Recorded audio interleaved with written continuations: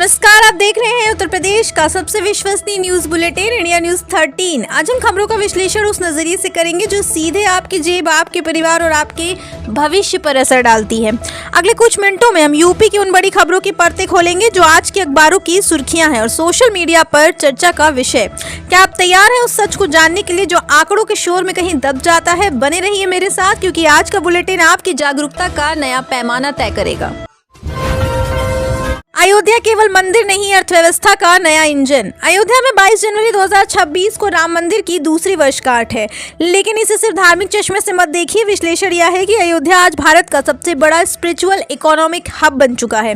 पिछले 2 वर्षों में यहाँ जमीनों की कीमतें 400% तक बढ़ी हैं और सालाना 5 करोड़ से ज्यादा पर्यटक आ रहे हैं। प्रशासन ने आज से स्मार्ट कंट्रोल रूम सक्रिय किया है जो भीड़ को AI के जरिए मैनेज करेगा। ये उन लोगों के लिए जवाब है जो पूछते थे कि मंदिर से क्या मिलेगा। मंदिर से रोजगार, इंफ्रास्ट्रक्चर और यूपी को एक नई वैश्विक पहचान मिली है। आज अयोध्या का मॉडल दुनिया के बड़े पर्यटन शहरों को टक्कर दे रहा है। यूपी बोर्ड परीक्षा 2026 मुन्ना भाइयों के लिए डिजिटल जेल। उत्तर प्रदेश में बोर्ड परीक्षाएं शुरू होने वाली हैं और इस बार सरकार ने जीरो टॉलरेंस की नीति अपनाई है। 150 शब्दों में इसका सार यह है कि अब केवल CCTV से काम नहीं चलेगा। हर सेंटर को लखनऊ के कमांड सेंटर से जोड़ा गया है।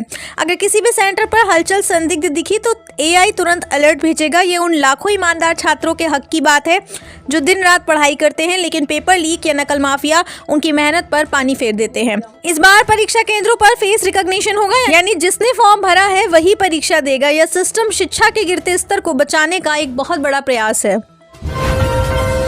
लखनऊ मेट्रो विस्तार, पुराने शहर की नई धड़कन। लखनऊ के चारबाग से वसंत कुंज तक के नए मेट्रो रूट को मंजूरी मिलना केवल एक ट्रांसपोर्ट प्रोजेक्ट नहीं है, बल्कि ये पुराने लखनऊ के पुनरुद्धार की कहानी है।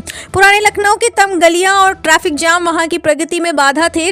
150 शब्दों का विश्लेषण यह कहता है कि मेट्रो आने से वहां के छोटे व्यापारियों का कारोबार बढ़ेगा और प्रदेश में 30% की कमी आएगी। यह अर्बन ट्रांसफॉर्मेशन का उदाहरण है। जब मेट्रो चलती है तो केवल ट्रेन नहीं दौड़ती, बल्कि शहर की किस्मत दौड़ती है। अब चौक और अमीनाबाद जैसे इलाकों में जाना सरदर्द नहीं बल्कि सुखद एहसास होगा। गन्ने के दाम में वृद्धि, राजनीति या किसानों का सम्मान। पश्चिमी यूपी में गन्ने के दाम में 20 रुपए की बढ़ोतरी की चर्चा है। अक्सर इसे चुनावी चश्मे से देखा जाता है, लेकिन इसकी गहराई में जाएं तो ये बढ़ती इनपुट लागत, खाद, बिजली, लेबर के बीच किसानों को दिया गया एक आर्थिक सुरक्षा कवच है। यूपी भारत का सबसे बड़ा चीनी उत्पादक राज्य है। अगर किसान खुशहाल नहीं होगा तो प्रदेश की GDP कभी नहीं बढ़ सकती। सार ये है कि सरकार अब गन्ने को सिर्फ चीनी तक सीमित नहीं रख रही, बल्कि एथेनॉल उत्पादन से जोड़ रही है। यानी आपके खेत का गन्ना देश की गाड़ियों का ईंधन बन रहा है। ये आत्मनिर्भर भारत की असली तस्वीर है। एक्सप्रेसवे पर सैटेलाइट टोलिंग, आपकी आजादी का नया दौर। यूपी के एक्सप्रेसवे पर अब टोल प्लाजा के लंबे जाम बीते दौर की बात होने वाली है। सैटेलाइट आधारित टोलिंग सिस्टम का मतलब है जितना चलोगे उतना दोगे। अभी तक आपको 2 टोल के बीच की पूरी दूरी का पैसा देना पड़ता था, भले ही आप बीच में कहीं उतर जाएं, लेकिन अब GPS तय करेगा कि आपने सड़क का कितना इस्तेमाल किया। ये तकनीक न केवल आपका समय बचाएगी बल्कि ईंधन की खपत भी कम करेगी। ये डिजिटल इंडिया का वो चेहरा है जो आम आदमी की जेब में सीधे पैसे बचा रहा है। यूपी अब इंफ्रास्ट्रक्चर के मामले में यूरोप के देश से होड़ कर रहा है। यूपी में कड़ाके की ठंड सिर्फ मौसम नहीं, एक चुनौती। उत्तर प्रदेश में शीतलहर का कहर जारी है और आज कानपुर और नोएडा में पारा 4 डिग्री तक लुढ़क गया है। विश्लेषण करें तो यह सिर्फ मौसम विभाग का एक आंकड़ा नहीं है, बल्कि उन लाखों बेघर लोगों और खुले आसमान के नीचे सोने वाले मजदूरों के लिए जीवन और मृत्यु का प्रश्न है। सरकार ने स्कूलों में छुट्टियां तो कर दी हैं, लेकिन असली चुनौती रैन बसेरों की गुणवत्ता और वहां मिलने वाली सुविधाओं की है। जब कोहरा, रेल और हवाई यातायात को थाम देता है तो इसका सीधा असर प्रदेश की अर्थव्यवस्था पर पड़ता है। क्या हमारा सिस्टम इस प्राकृतिक आपदा के लिए पूरी तरह तैयार है? ये खबरें हमें याद दिलाती हैं कि विकास की चकाचौंध के बीच हमें समाज के सबसे निचले पायदान पर खड़े व्यक्ति की सुरक्षा का भी ध्यान रखना होगा। स्वास्थ्य सेवाओं में सुधार, हर जिले में डायलिसिस यूनिट का मतलब। योगी सरकार का हर जिले में मुफ्त डायलिसिस यूनिट शुरू करने का फैसला एक ऐतिहासिक कदम है।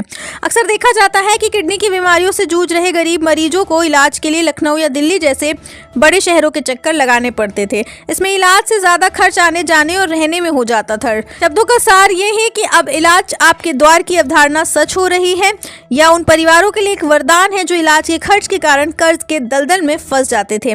सरकारी अस्पतालों में ऐसी सुविधाओं का होना ये दर्शाता है कि अब स्वास्थ्य सेवा केवल अमीरों का विशेषाधिकार नहीं रह गई है। यह आम आदमी के राइट टू हेल्थ की दिशा में एक बड़ा और ठोस कदम है। बिजली बिल में राहत, क्या यह मुफ्त की राजनीति है या जरूरत? पावर कॉर्पोरेशन द्वारा 100 यूनिट से कम खर्च करने वाले उपभोक्ताओं को विशेष सब्सिडी देने का प्रस्ताव मध्यम वर्ग और निम्न आय वर्ग के लिए एक बड़ी ऑक्सीजन की तरह है। अक्सर चर्चा होती है कि मुफ्त की रेवड़ी अर्थव्यवस्था के लिए खराब है, लेकिन यहाँ विश्लेषण अलग है। यह मुफ्त नहीं बल्कि सक्षम बनाने की प्रक्रिया है। जब एक गरीब परिवार का बिजली बिल कम होता है तो वह पैसा बच्चों की शिक्षा या स्वास्थ्य पर खर्च होता है। यूपी जैसे बड़े राज्य में जहाँ ऊर्जा की मांग चरम पर रहती है, वहाँ यह कदम लोगों को बिजली बचाने के लिए भी प्रेरित करेगा। अगर आप कम खर्च करेंगे तो आपको कम भुगतान करना होगा। ये एक पारदर्शी और न्यायपूर्ण व्यवस्था की शुरुआत है जो सीधे आपकी बचत से जुड़ी है। यूपी पुलिस भर्ती पारदर्शिता की नई अग्नि परीक्षा। 60,000 सिपाही भर्ती के लिए होने वाला फिजिकल टेस्ट केवल एक दौड़ नहीं है, बल्कि उत्तर प्रदेश के युवाओं के सपनों की दौड़ है। पिछली घटनाओं से सबक लेते हुए इस बार प्रशासन ने बायोमेट्रिक जांच और ड्रोन कैमरों का सहारा लिया है। विश्लेषण यह है कि जब भर्ती प्रक्रिया में भ्रष्टाचार होता है तो केवल एक पद नहीं बिकता है, बल्कि एक योग्य युवा का सिस्टम पर से भरोसा उठ जाता है। यूपी पुलिस का यह हाईटेक सुरक्षा घेरा उन नकल माफियाओं के चेहरों पर तमाचा है जो युवाओं के भविष्य का सौदा करते थे। अब वर्दी केवल वही पहनेगा जिसके सीने में दम होगा और पैरों में रफ्तार। यह पारदर्शी व्यवस्था प्रदेश की कानून व्यवस्था को भविष्य में और मजबूत करेगी। नई सौर ऊर्जा नीति, आपकी छत आपका पावर प्लांट। उत्तर प्रदेश सरकार ने पीएम सूर्य घर योजना के तहत सब्सिडी बढ़ाकर एक नई ऊर्जा क्रांति की नींव रखी है। अब तक हम बिजली के लिए पावर हाउस पर निर्भर रहते थे, लेकिन अब आप खुद बिजली पैदा करेंगे। संक्षेप में इसका गणित समझिए, एक बार निवेश और 25 साल तक मुफ्त बिजली। यह न केवल पर्यावरण को बचाने का तरीका है, बल्कि कोयले पर हमारी निर्भरता को कम करने का एक बड़ा मिशन है। मध्यम वर्ग के लिए बिजली बिल एक स्थायी मानसिक तनाव होता है, जिसे यह योजना हमेशा के लिए खत्म कर सकती है। यूपी अब ग्रीन एनर्जी का नेतृत्व करने की ओर बढ़ रहा है। अपनी छत को केवल खाली जगह न समझें, आपकी आर्थिक आजादी का रास्ता है। आप देख रहे हैं देश का number 1 Hindi news channel India news 13, मतलब भारत की आवाज।